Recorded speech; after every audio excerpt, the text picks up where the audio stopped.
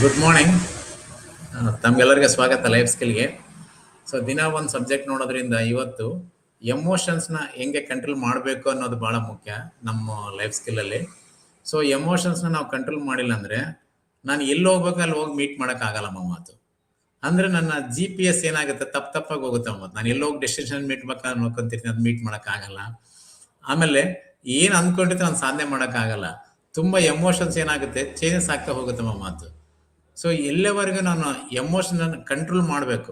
ಇಲ್ಲಪ್ಪ ಅಂದ್ರೆ ಏನಾಗುತ್ತೆ, ನನ್ನ ಬ್ರೈನ್ ನನ್ನ ಕಂಟ್ರೋಲಿಗೆ ಬರೋದಿಲ್ಲ ಮಾತು. ಸೊ ನಾನೊಂದು ಅಂದ್ಕೊಂಡ್ರೆ ಇನ್ನೊಂದು ಡೆಲಿವರಿ ಆಗೋಗುತ್ತೆ ಮಾತು. ಸೊ ಎಲ್ಲವರೆಗೂ ಎಮೋಷನ್ಸ್ ಮೇಲೆ ನಾನು ಕಂಟ್ರೋಲ್ ಮಾಡ್ಕೊಳ್ಳಲ್ಲ, ಅಲ್ಲೇವರೆಗೂ ನಂಗೆ ವಾಪಸ್ ತಗೊಳಕ್ಕೆ ಆಗ್ತಾನೆ ಇರೋದಿಲ್ಲ ಮಾತು. ಸೊ ಇದರಿಂದ ಏನೆಲ್ಲ ಬೆನಿಫಿಟ್ ಆಗುತ್ತೆ ಅನ್ನೋದು ಅದನ್ನು ನೋಡೋದಾದ್ರೆ ನಾವು ಖಂಡಿತವಾಗಿ ಎಮೋಷನಿಂದ ಏನು ಬೆನಿಫಿಟ್ ಆಗುತ್ತೆ ನಮಗೆ ಅಂತ ನೀವು ಅಂದ್ಕೊಂಡ್ರೆ ನಮ್ಮ ಬ್ರೈನ್ನ ನಮ್ಮನ್ನು ಕ್ರಿಯೇಟ್ ಮಾಡೋಕ್ಕಾಗಲ್ಲ ಮಾತು. ಆಮೇಲೆ ಎಮೋಷನಲ್ ಡಿಸಿಪ್ಲಿನು ಲೈಫ್ ಡಿಸಿಪ್ಲಿನ್ ತಗೊಳತ್ತೆ. ಯಾವಾಗ ಎಮೋಷನಲ್ ಒಂದ್ಸರಿ ಇನ್ಡಿಸಿಪ್ಲಿನ್ ಆಗ್ಬಿಟ್ರೆ ನನ್ನ ಲೈಫ್ ಕೂಡ ಇನ್ಡಿಸಿಪ್ಲಿನ್ ಆಗ್ತಾ ಹೋಗುತ್ತೆ ಮಾತು. ಸೊ ಪ್ರತಿಯೊಂದಕ್ಕೂ ನಾನು ಎಲ್ಲೆಲ್ಲಿ ಕಂಟ್ರೋಲ್ ಮಾಡ್ಬೇಕು. ಕೆಲವು ಸಲ ಹೇಳ್ತಾರೆ ಎಮೋಷನಲ್ ಬಂದಾಗ ನಾನು ಏನನ್ನ ತಪ್ಪಾಗಿ ಮಾತಾಡಿದ್ರೆ ತಪ್ಪಾಗಿ ಸಂದೇಶ ಹೋಗುತ್ತೆ. ಇದು ಬಹಳ ಇಂಪಾರ್ಟೆಂಟ್ ಕೆಲಸ. ಸೊ ಅದರಿಂದ ಎಮೋಷನ್ಸ್ನ ಯಾವ ಟೈಮಲ್ಲಿ ನಾವು ಕಂಟ್ರೋಲ್ ಮಾಡ್ಕೋಬೇಕಂದ್ರೆ ಅದಕ್ಕೆ ಹಿಂದೆ ವರ್ಕ್ ಮಾಡಬೇಕು. ಪ್ರತಿದಿನ ನಮ್ಮ ಹ್ಯಾಬಿಟ್ ಚೇಂಜ್ ಮಾಡ್ಕೋಬೇಕು, ಅಭ್ಯಾಸಗಳ ಬದಲಾವಣೆ ಮಾಡ್ಕೋಬೇಕು. ಇಲ್ಲಾಂದ್ರೆ ಇದು ನನ್ನನ್ನು ಮೀರಿಸಿ ಹೋಗುತ್ತೆ ಮಾತು. ಸೊ ಆದ್ದರಿಂದ ಪ್ರತಿದಿನಲೂ ಎಮೋಷನ್ ಕಂಟ್ರೋಲ್ ಮಾಡ್ಬೇಕಂದ್ರೆ ನಾನು ಬೆಳಗ್ಗೆ ಪ್ರತಿದಿನ ಸ್ವಲ್ಪ ಎಕ್ಸರ್ಸೈಸ್ ಮಾಡಬೇಕು, ಮೆಡಿಟೇಷನ್ ಮಾಡಬೇಕು, ಆಮೇಲೆ ಪುಸ್ತಕ ಓದಬೇಕು.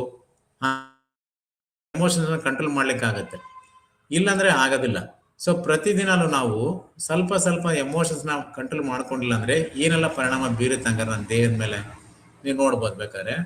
ಸೊ ಇದು ಕೊಲೆಸ್ಟ್ರಾಲ್ ಅಂದ್ರೆ ಇನ್ಕ್ರೀಸ್ ಮಾಡೋದು, ಸ್ಟ್ರೆಸ್ ಆಂಗ್ಸೈಟಿನ ಜಾಸ್ತಿ ಮಾಡುತ್ತೆ. ಆಮೇಲೆ ನನ್ನಲ್ಲಿರ್ತಕ್ಕಂಥ ಮೋಟಿವೇಶನ್ ಬರ್ನ್ಔಟ್ ಮಾಡ್ಕೊಳ್ಳುತ್ತೆ, ರಿಲೇಶನ್ಶಿಪ್ನ ಕ್ರ್ಯಾಕ್ ಮಾಡಿ ಬಿಸಾಕುತ್ತೆ. ಆಮೇಲೆ ಪರ್ಫಾರ್ಮೆನ್ಸು ತುಂಬ ವರ್ಸ್ಟ್ ಆಗಿ ಹೋಗುತ್ತೆ. ಸೊ ಆಮೇಲೆ ಅನ್ನೆಸರಿ ಅಲಿಗೇಷನ್ಸ್ಗೆ ಪ್ರಾಬ್ಲಮ್ ಆಗುತ್ತೆ. ಸೊ ಇವು ಒಂದಕ್ಕೊಂದು ಲಿಂಕ್ ಇದಾವ ಮಾತು. ಇದನ್ನ ಎಲ್ಲೇವರೆಗೆ ನಾನು ಕಂಟ್ರೋಲ್ ಮಾಡ್ಕೊಳ್ಳಲ್ಲ ಅಲ್ಲೇ ನಾನು ಡೆವಲಪ್ ಆಗ್ತಾ ಹೋಗಲ್ಲ ಮಾತು. ಸೊ ಇದನ್ನ ಕಂಪ್ಲೀಟ್ ಚೇಂಜ್ ಮಾಡ್ಕೊಳ್ಳೇಬೇಕು ನಾವು ಕಂಪಲ್ಸರಿ. ಸೊ ಇದನ್ನ ಮಾಡ್ಕೊಂಡಾಗ ಮಾತ್ರ ನಾವೇನಾದರೂ ಡೆವಲಪ್ಮೆಂಟ್ಗೆ ಸಾಧ್ಯ ಆಗುತ್ತೆ. ಸರಿ, ಹಂಗ ನಾನು ಎಮೋಷನಲ್ ಚೇಂಜ್ ಮಾಡ್ಕೊಂಡ್ರೆ ಏನಾದ್ರು ಬೆನಿಫಿಟ್ ಆಗುತ್ತೆ ನೋಡೋದಾದ್ರೆ ಇದರಿಂದ ಸಾಕಷ್ಟು ಬೆನಿಫಿಟ್ ಆಗುತ್ತೆ. ಸೊ ನಿಮ್ಮ ರೆಸ್ಪಾನ್ಸ್ ಚೆನ್ನಾಗಿರುತ್ತೆ. ಆಮೇಲೆ ನಿಮ್ಮ ರಿಯಾಕ್ಷನ್ಸು ನೀವು ಏನು ತೊಗೊಳ್ತೀರ ರೆಸ್ಪಾಂಡ್ ಮಾಡಕ್ಕೆ ಹೋಗ್ತೀರ, ಅದು ರಿಯಾಕ್ಟ್ ಮಾಡ್ಕೊಳ್ಳಲ್ಲ. ಎಮೋಷ್ನಲಿ ಇಂಟೆಲಿಜೆನ್ಸ್ ಆಗಿರ್ತೀವಿ ಮತ್ತು ನಮ್ಮದು ಇಂಪ್ರೂವ್ಮೆಂಟ್ ಆಗ್ತಾ ಹೋಗುತ್ತೆ. ಪ್ರಾಬ್ಲಮ್ನ ಸಾಲ್ವ್ ಮಾಡ್ಕೊಳ್ತೀವಿ, ಯಾವುದನ್ನ ಅಗೇನಷ್ಟೇ ಹೋಗಲ್ಲ. ಅದನ್ನು ಕ್ಲಾರಿಟಿ ಮಾಡಿಕೊಂಡು ಅಡ್ಜಸ್ಟ್ ಮಾಡಿಕೊಂಡು ಅದಕ್ಕೆ ಬಗ್ಗೆ ಸೊಲ್ಯೂಷನ್ ಕೊಡ್ತಾ ಹೋಗ್ತೀವಿ ಮಾತು. ಆಮೇಲೆ ಬೇರೆ ಜನಗಳು ನಂಬೋದಕ್ಕೆ ನಮ್ಮನ್ನು ಟ್ರಸ್ಟ್ ಜಾಸ್ತಿ ಆಗುತ್ತೆ, ರೆಸ್ಪೆಕ್ಟ್ ಜಾಸ್ತಿ ಆಗುತ್ತೆ, ಕಾಮ್ ಮೈಂಡ್ ಇರುತ್ತೆ. So better health and purity ಬರುತ್ತೆ ನಮ್ಮ ಮಾತು.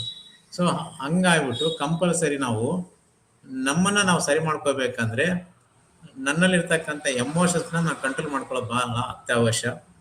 ಸೊ ಎಲ್ಲವರೆಗೂ ಎಮೋಷನ್ಸ್ನ ನನ್ನ ಅಂಡ್ರಲ್ಲಿ ಇರಲ್ಲೋ, ಸೊ ನನ್ನ ಪ್ರತಿಯೊಂದು ನನ್ನ ಅಂಡ್ರ್ ಇರಲ್ಲ. ಯಾವಾಗ ಎಮೋಷನ್ಸ್ನಲ್ಲಿ ನಾನು ಹೋದರೆ ನನ್ನ ಪ್ರತಿಯೊಂದು ಸಮಸ್ಯೆ ಜಾಸ್ತಿ ಆಗ್ತಾ ಹೋಗುತ್ತೆ ಮಾತು.